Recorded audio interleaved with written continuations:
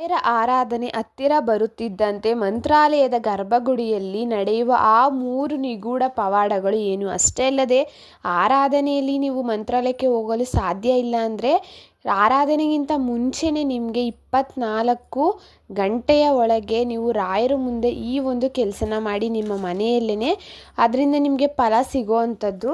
21 ದಿನಗಳಲ್ಲಿ ನೀವು ಫಲಿತಾಂಶನ ನೋಡ್ಬೋದು ಅಂತಲೇ ಹೇಳ್ಬೋದು. ಓಂ ಶ್ರೀ ರಾಘವೇಂದ್ರಾಯ ನಮಃ. ಇಡೀ ಜಗತ್ತೇ ಕಾಯುತ್ತಿರುವ ಗುರುರಾಯರ ಪವಿತ್ರ ಆರಾಧನಾ ಮಹೋತ್ಸವ ಅತ್ಯಂತ ಹತ್ತಿರ ಬರ್ತಾ ಇದೆ.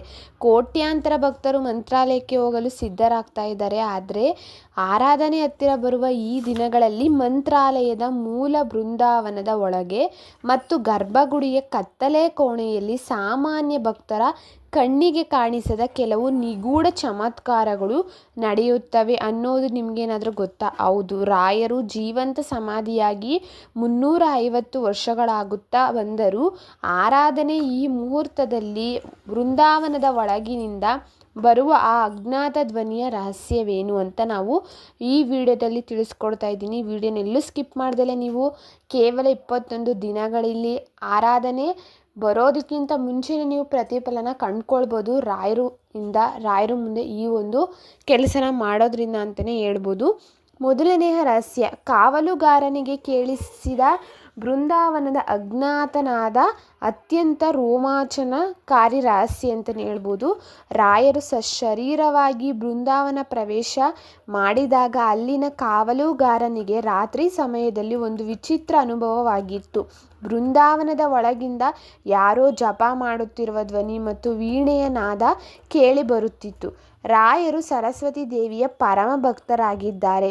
ವೀಣೆಯನ್ನು ಅದ್ಭುತವಾಗಿ ನುಡಿಸುತ್ತಿದ್ದರು. ಇಂದಿಗೂ ಆರಾಧನೆ ಹತ್ತಿರ ಬರುವಾಗ ಮಧ್ಯರಾತ್ರಿ ಗರ್ಭಗುಡಿಯ ಕತ್ತಲೆಯಲ್ಲಿ ಅತ್ಯಂತ ಕ್ಷೀಣವಾಗಿ ಆ ವೀಣೆಯ ನಾದ ಕೇಳಿಸುತ್ತದೆ ಎಂದು ಅಲ್ಲಿನ ಹಿರಿಯರು ಇಂದಿಗೂ ಕೂಡ ನಂಬಿದ್ದಾರೆ ಅಂತಲೇ ಹೇಳ್ಬೋದು. ಇನ್ನು ಎರಡನೆಯ ರಹಸ್ಯ, ಬೃಂದಾವನದ ಕೆಳಗಿರುವ ನಿಗೂಢ ಹಸಿರು ಜ್ಯೋತಿ. ಆರಾಧನೆಗೆ ಕೆಲವೇ ದಿನಗಳು ಬಾಕಿ ಇರುವಾಗ ಮೂಲ ಬೃಂದಾವನದ ಸುತ್ತಮುತ್ತಲಿನ ದಿವ್ಯಶಕ್ತಿ ಮತ್ತು ತರಂಗಗಳು ತಾವಾಗಿಯೇ ಜಾಗೃತಗೊಳ್ಳುತ್ತವೆ.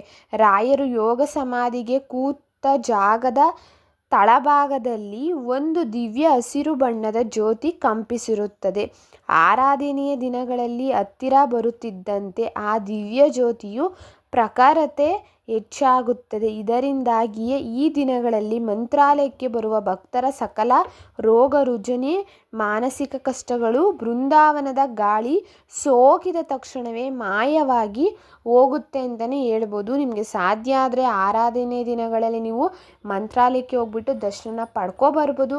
ಇಲ್ಲಾಂದರೆ ನೀವು ಮನೇಲಿ ಇದೊಂದು ಸಣ್ಣ ಪರಿಹಾರನೂ ಕೂಡ ಮಾಡ್ಕೋಬೋದು.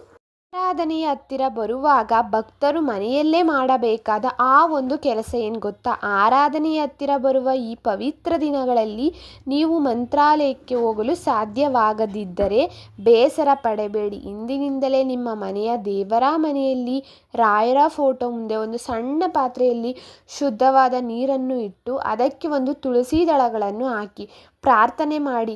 ಅದನ್ನು ತುಂಬ ಚೆನ್ನಾಗಿ ಕಣ್ಮುಂದೆ ರಾಯರು ಧ್ಯಾನನ ಮಾಡ್ತಾ ರಾಯರ ಫೋಟೋ ನಿಮ್ಮ ಮನದಲ್ಲಿದೆ ಅಂತ ನೀವು ನೆನೆಸ್ಕೋತಾ ನೀವು ಪ್ರಾರ್ಥನೆ ಮಾಡ್ಕೋತಾ ನಿಮ್ಮ ಕಷ್ಟಗಳನ್ನ ಹೇಳ್ಕೋತಾ ಹೋಗಬೇಕು. ನೀವು ಆ ತುಳಸಿ ದಳದ ಮೇಲೆ ಅಂದರೆ ಆ ಚೆಂಬಿನ ಮೇಲೆ ನೀವು ಕೈನ ಇಟ್ಕೊಂಡು ನೀರಿನ ಮೇಲೆ ನೀವು ಸ್ಪರ್ಶನ ಮಾಡಿಬಿಟ್ಟು ನೀವು ಈ ಥರ ಪ್ರಾರ್ಥನೆನ ಮಾಡಿ ಇನ್ನು ಆ ಮರುದಿನ ಆ ನೀರನ್ನ ನೀವು ತೀರ್ಥದ ಥರ ಸ್ವೀಕಾರನ ಮಾಡಬೇಕು. ಅವತ್ತಿನ ಪೂರ್ತಿ ನೈಟು ನೀವು ಇದನ್ನು ಯಾವ ವಾರ ಬೇಕಾದ್ರೂ ಮಾಡ್ಬೋದು.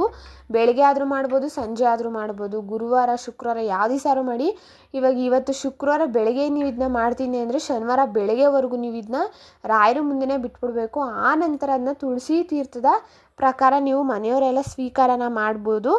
ಆರಾಧನೆಯ ತರಂಗಗಳು ಬ್ರಹ್ಮಾಂಡಗಳು ಹರಡುತ್ತಿರುವುದರಿಂದ ಈ ಸಮಯದಲ್ಲಿ ಮಾಡುವ ತುಳಸಿ ತೀರ್ಥದ ಸಂಕಲ್ಪ ನಿಮ್ಮ ಮನೆಗೆ ನೇರವಾಗಿ ರಾಯರ ಆಶೀರ್ವಾದವನ್ನು ತಂದು ಕೊಡುತ್ತದೆ ಅಂತಲೇ ಹೇಳ್ಬೋದು. ಏನಕ್ಕಂದರೆ ನೀವು ಸಂಕಲ್ಪನ ಮಾಡ್ಕೋಬೇಕು.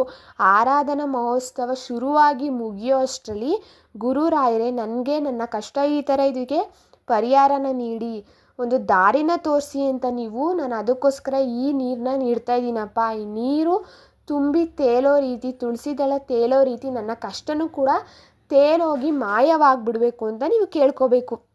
ಈಗ ನಾನು ಹೇಳೋ ವಿಷಯ ನಿಮ್ಮ ಕಣ್ಣಲ್ಲಿ ನೀರನ್ನೇ ತರಿಸ್ಬೋದು ಅಂತ ಹೇಳ್ಬೋದು.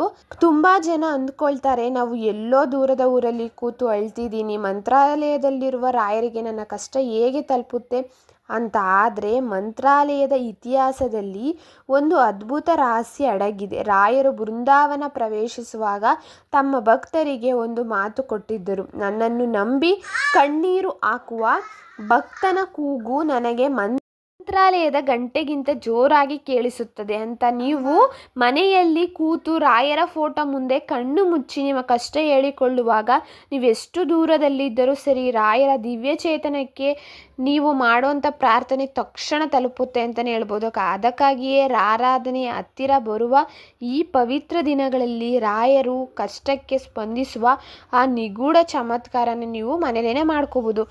ತುಳಸಿ ತೀರ್ಥದ ಜೊತೆಗೆ ನೀವು ಒಂದು ರಹಸ್ಯ ಪ್ರಕ್ರಿಯೆನೂ ಕೂಡ ಮಾಡಬೇಕು. ಅದೇನೆಂದರೆ, ಹಿಂದಿನಿಂದಲೇ ನೀವು ದೇವರ ಮನೆಯಲ್ಲಿ ತುಳಸಿ ತೀರ್ಥ ಇಡುವಾಗ ಅದರ ಪಕ್ಕದಲ್ಲಿ ಒಂದು ಸಣ್ಣ ಕಾಗದದ ತುಂಡಿನಲ್ಲಿ ನಿಮ್ಮ ಅತಿ ದೊಡ್ಡ ಕಷ್ಟ, ಆಸೆಯನ್ನು ರೆಡ್ ಪೆನ್ನಲ್ಲಿ ನೀವು ಬರಿಬೇಕು.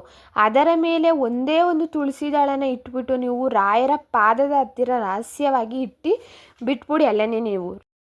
ಇದನ್ನು ಏನಕ್ಕೋಸ್ಕರ ನೀವು ಬರಿಬೇಕು ಅಂತಂದರೆ, ರಾಯರು ಬರಹಕ್ಕೆ ಮತ್ತು ಅಕ್ಷರಕ್ಕೆ ಅತೀ ಬೇಗನೆ ಸ್ಪಂದಿಸುತ್ತಾರೆ. ಆರಾಧನೆಯ ಈ ದಿನಗಳಲ್ಲಿ ಬ್ರಹ್ಮಾಂಡದಲ್ಲಿ ಹರಡಿರುವ ರಾಯರ ದಿವ್ಯ ಕಿರಣಗಳು ನಿಮ್ಮ ಆ ಸಂಕಲ್ಪದ ಕಾಗದದ ಮೇಲೆ ಬಿದ್ದಾಗ ನಿಮ್ಮ ಕಷ್ಟಗಳಿಗೆ 21 ದಿನಗಳೊಳಗೆ ಯಾರೋ ಅಪರಿಚಿತರ ಮೂಲಕ ಅಥವಾ ಪವಾಡದ ರೂಪದಲ್ಲಿ ದಾರಿ ಸಿಗ್ತಾ ಹೋಗುತ್ತೆ ಅಂತಲೇ ಹೇಳ್ಬೋದು. ನೀವು ಅದನ್ನು ಬಿಟ್ಟಿದ್ದು ಮರುದಿನ ಏನು ಮಾಡಬೇಕು ಅಂದರೆ, ಆ ತುಳಸಿ ತೀರ್ಥವನ್ನು ಮನೆಯವರೆಲ್ಲರೂ ಪ್ರಸಾದವಾಗಿ ಸ್ವೀಕಾರನ ಮಾಡಬೇಕು. ಇನ್ನು ಆ ಕಷ್ಟ ಬರೆದ ಕಾಗದವಿದೆಯಲ್ಲ, ಅದನ್ನು ನಿಮ್ಮ ಮನೆಯ ರಾಯರ ಬುಕ್ನೊಳಗಡೆ ಅಥವಾ ನಿಮ್ಮ ಪೂಜಾ ಬಾಕ್ಸ್ ಇರುತ್ತಲ್ಲ ಅದ್ರ ಒಳಗಡೆ ಆರಾಧನೆ ಮುಗಿಯೋವರೆಗೂ ಕೂಡ ನೀವು ಯಾರಿಗೂ ಹೇಳ್ದಿರೋ ರೀತಿ ಅಲ್ಲೇ ಇಟ್ಕೊಂಡಿರಬೇಕು. ಆರಾಧನೆ ಮುಗಿದ ನಂತರ ನಿಮ್ಮ ಕಷ್ಟಗಳು ಕರಗಿ ಹೋಗುವುದನ್ನು ನೀವೇನೇ ನೋಡ್ಬೋದು.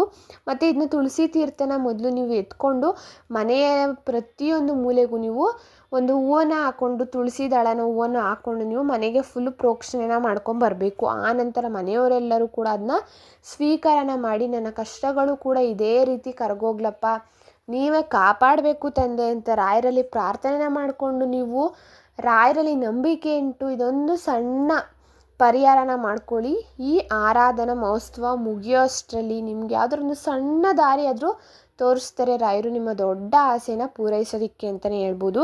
ಇನ್ನು ಯಾರೆಲ್ಲ ನಮ್ಮ ಚಾನೆಲ್ನ ಸಬ್ಸ್ಕ್ರೈಬ್ ಮಾಡಿಕೊಂಡು ಬೆಲ್ ಐಕಾನ ಪ್ರೆಸ್ ಮಾಡ್ಕೊಳ್ಳಿ. ಅಷ್ಟೇ ಅಲ್ಲದೆ ರಾಯರು ನಿಮ್ಮನ್ನು ಕಾಪಾಡ್ತಾರೆ ಅನ್ನೋ ನಂಬಿಕೆ ನಿಮಗಿದ್ರೆ ಕಮೆಂಟ್ ಬಾಕ್ಸಲ್ಲಿ ರಾಯರು ನಮ್ಮ ಕಾವಲಿಗಿದ್ದಾರೆ ಅಂತ ನೀವು ಬರೆಯಿರಿ. Thank you for watching.